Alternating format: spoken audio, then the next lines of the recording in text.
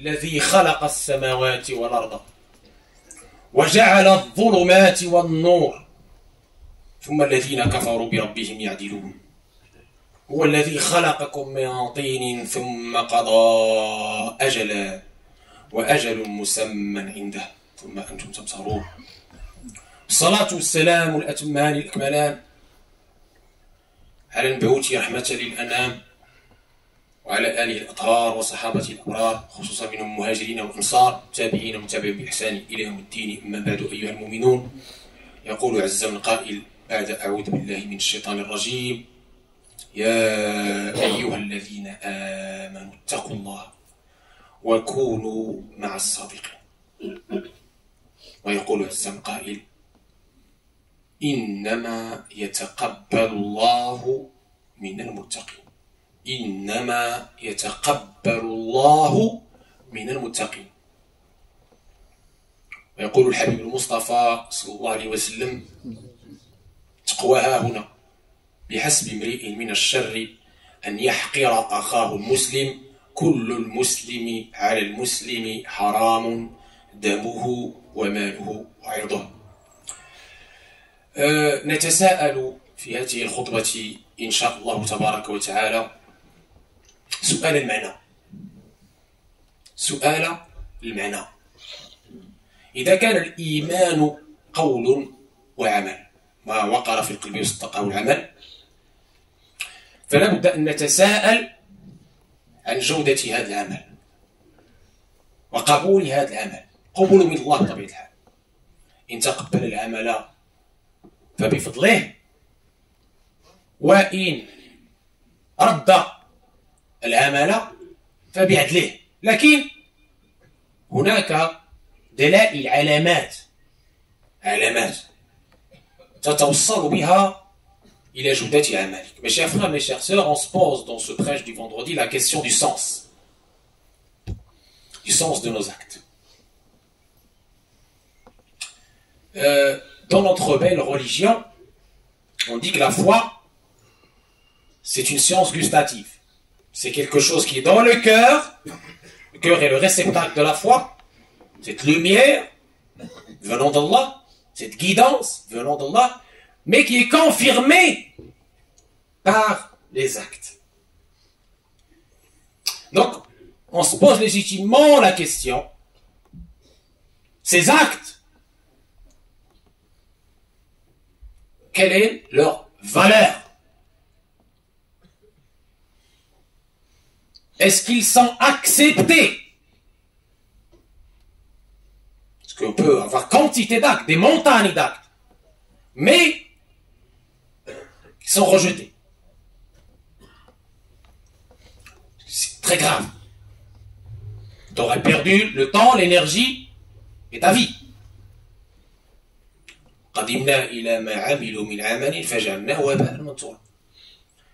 Et donc, la fois dernière, je vous ai parlé, rappelez-vous,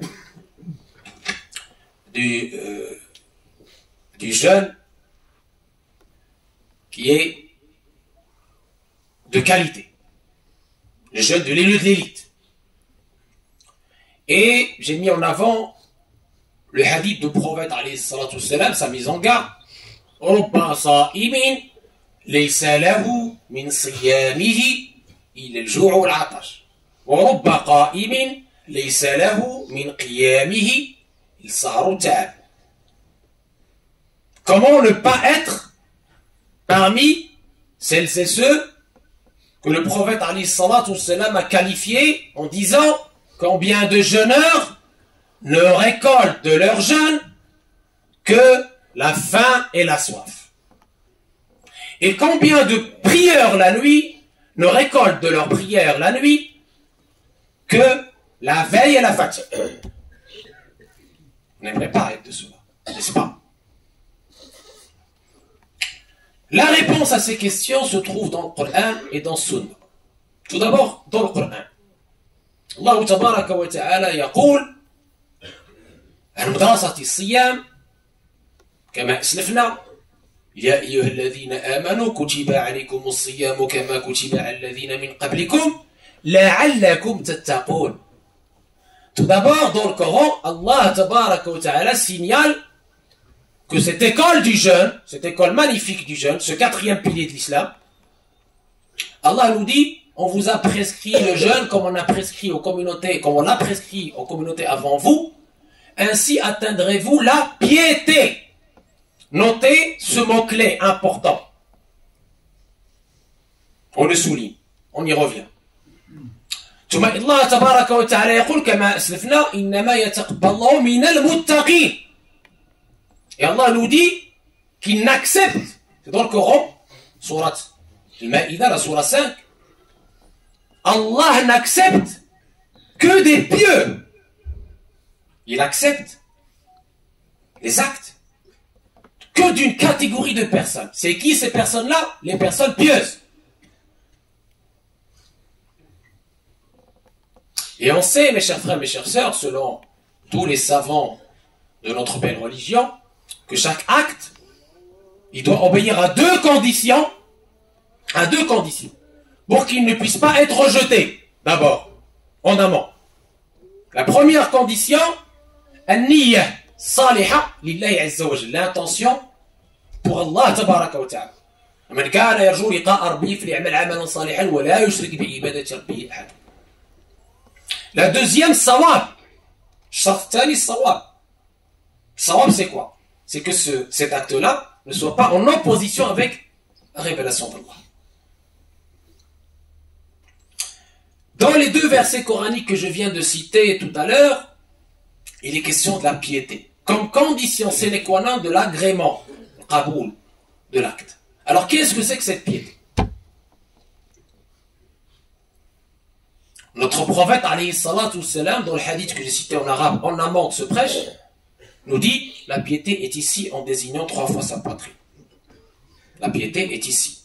On revient à ce cœur, qui, comme on a dit, le réceptacle de la foi, qui est l'endroit où il y a aussi l'intention. L'intention, c'est une action du cœur déjà. L'iman,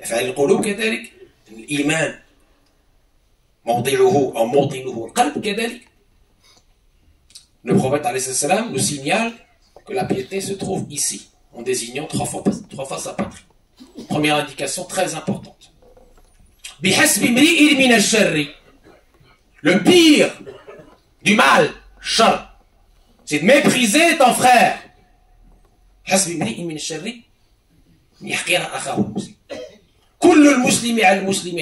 Il déclare sacré le sang, c'est-à-dire la vie.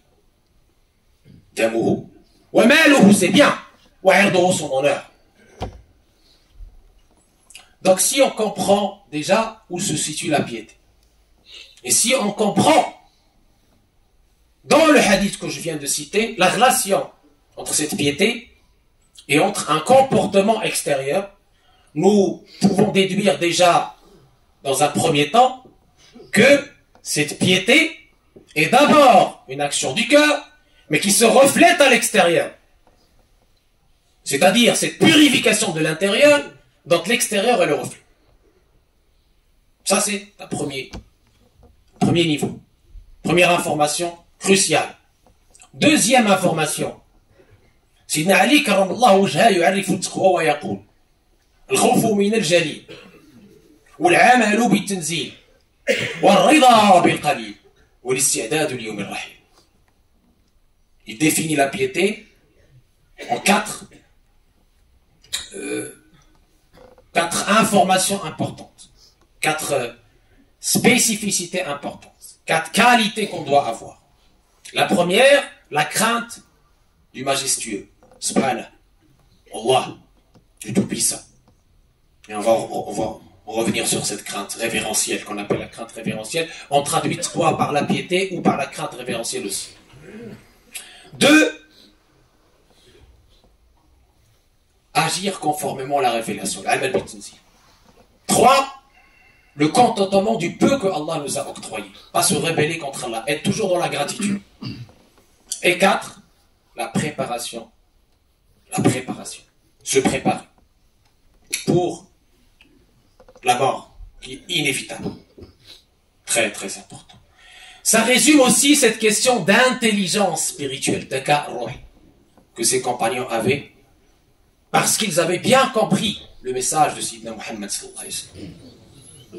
أحبتنا في الله تواصينا في الحصص الماضية على قضية طهارة القلوب وقلنا أن طهارة القلوب ليست يعني فقط نزين بها مجالسنا أو كلامنا أو خطبنا، هي فرض عين، فرض عين، لأن الله تبارك وتعالى كما حرم عليك الفواحش الظاهرة حرم الفواحش الباطنة، قل إنما حرم ربي الفواحش ما ظهر منها وما بطن. Mon cher frère, ma chère sœur, il faut savoir que la purification du cœur, c'est pas un truc de confort ou une espèce de paroles futiles comme ça pour se montrer ou montrer qu'on connaît. Non, c'est une obligation individuelle. Allah tabaraka wa ta'ala dans le Coran te demande de purifier. Purifier cette âme. Allah tabaraka wa ta'ala dans le Coran te met en garde contre les tirs putus kaba'ir, tant extérieur qu'intérieur. Et donc comment justement se prémunir et comment ce jeûne peut être accepté, nous allons le voir Inch'Allah dans quelques instants. الحمد لله الواحد بلا عدد، الحمد لله رافع السماء بلا عمد، الحمد لله لم يولد ولم يلد، والصلاة والسلام على المبعوث بالرشاد. أحبتنا في الله، كما قلنا كل منا يرجو من الله تبارك وتعالى أن يتقبل عمله. Comme on avait dit, chacun de nous, s'il est intelligent, je parle d'intelligence spirituelle, il aspire que ses actes soient acceptés, même s'il y a peu d'actes qui soient acceptés. Et on a dit la condition pour que ton acte soit accepté, c'est la piété. Allah accepte des pieux. Et on a dit que cette piété, c'est d'abord une purification du cœur. Mais le cœur, tu ne le vois pas, je ne le vois pas. On est d'accord. Comment? Quelles sont les indications qui montrent que ce cœur a été purifié? Quelles sont les indications, qui montrent que ton acte a été agréé par Allah tabaraka wa ta'ala? Alors, c'est très simple. Mon cher frère, ma chère sœur, tu fais une adoration quelconque. On va aborder la question du jeûne, qui est fondamentale, parce qu'il est lié au taqwa, comme c'est mentionné dans le verset coranique. Notre prophète, alayhi salam, nous dit, من لم يدع قول الزور والعمل به فليس لله حاجة في أن يدع طعامه وشرابه. Une personne qui jeûne, qui continue à médire, qui continue à polluer son intérieur par les médisances, par les diffamations, par les insultes. إذا كان يوم صوم أحدكم فلا يرفث ولا يفسق فإن سابه أحد أو قتله فليقول إني صائم إني صائم. On ne peut pas jeûner et continuer comme si c'était une espèce de régime alimentaire ou une charge. Non. Le jeûne est une adoration. On est dans l'adoration. Quand on est dans la prière, on est dans une adoration. Quand on est dans le jeûne, le jour du jeûne, c'est une adoration. Donc on doit, ces résolutions qu'on a fait là, dont on a parlé la dernière fois, il faut les mettre en pratique au jour le jour, avec ce grand jihad, ce travail sur nous-mêmes, pour maîtriser sa colère, pour être patient, pour embellir sa langue avec la ilaha illallah, avec la belle parole, le sourire, pour servir. Si tu veux savoir si ton jeûne a été accepté, regarde l'impact de ton jeûne au jour le jour autour de toi.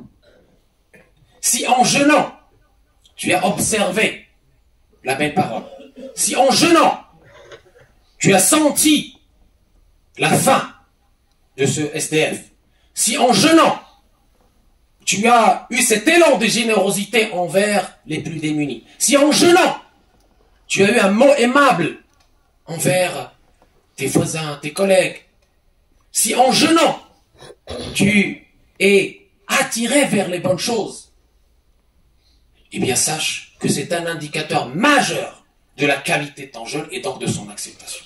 Mais si en jeûnant, tu continues à t'énerver, à crier, à manquer de patience, à insulter les autres, à être dans la médisance, le riba, le namima, boutin, eh bien, le hadith que vous venez d'entendre, les savants ont dit, certes, ton jeûne n'est pas invalide, on ne va pas dire que tu dois rattraper, mais ses mérites sont nuls. Sont nuls. Et on revient au hadith, combien de jeûneurs ne récoltent de leur jeûne que la faim et la soif. Idem pour la prière la nuit. Tu fais le tarawih, masha'Allah, c'est une sunna, c'est bien, tu as les mérites. Mais en sortant, tu déranges le voisin. C'est une preuve que tu n'as rien compris de cette adoration, qui t'impose du civisme, du comportement civique envers tes voisins. Le respect du voisin étant une obligation. Wallahi la yumin, wallahi la yumin. Qalu man ya Rasulullah sallallahu alayhi wa sallam. Qala la yamanu jarahu bawa'iqah. أقول ما تسمعون نسأل الله تبارك وتعالى أن يجعلنا ممن صام صيام الأبرار وقام وصام رمضان إيمانا واحتسابا. Qu'Allah tabaraka wa ta'ala fasse qu'on soit parmi les personnes qui ont jeûné ce jeûne de l'élu et de l'élu de l'élite. Qu'Allah tabaraka wa ta'ala nous permette de purifier nos cœurs.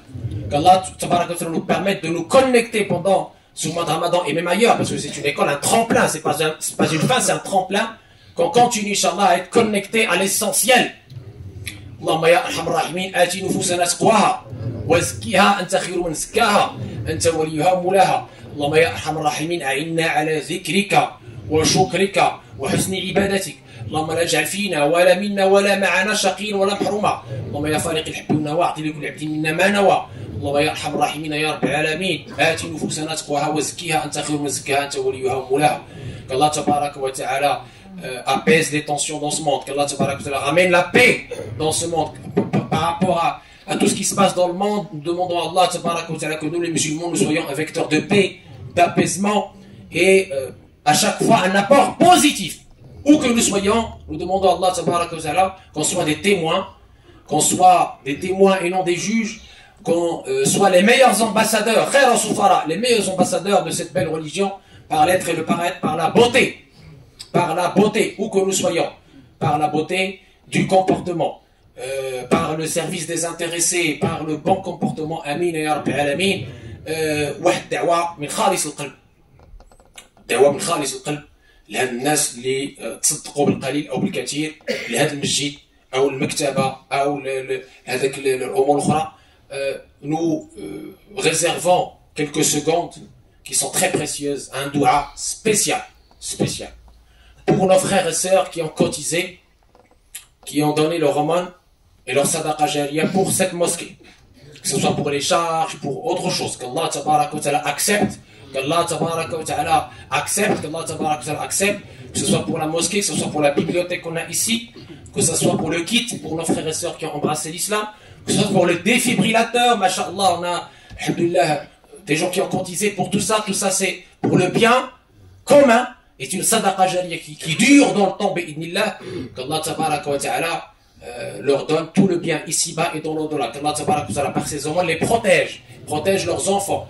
Allahumma ya arhamar rahim, ba'd sadaqat arfa alayhum bala, ba'd sadaqat zidhum fil arzaq, ba'd sadaqat dawihum jami' amrad, بعد الصدقات يا أرحم الراحمين أعطيهم ما يتمنون فوق ما يتمنون يا أرحم الراحمين يا رب العالمين. هذا وأكثروا من الصلاة والتسليم على كثرة الصلاة والسلام، يعني تحط الأوزار وتنال منازل الأبرار وترفع الدرجات وتستجاب الدعوات. إن الله وملائكته يصلون على النبي يا أيها الذين آمنوا صلوا عليه وسلموا تسليما. اللهم صل على سيدنا محمد وعلى آل سيدنا محمد كما صليت على سيدنا إبراهيم وعلى آل سيدنا إبراهيم، وبارك على سيدنا محمد وعلى آل سيدنا محمد كما باركت على سيدنا إبراهيم وعلى آل سيدنا إبراهيم في العالمين إنك حميد مجيد. وقوموا إلى صلاتكم يرحمكم الله.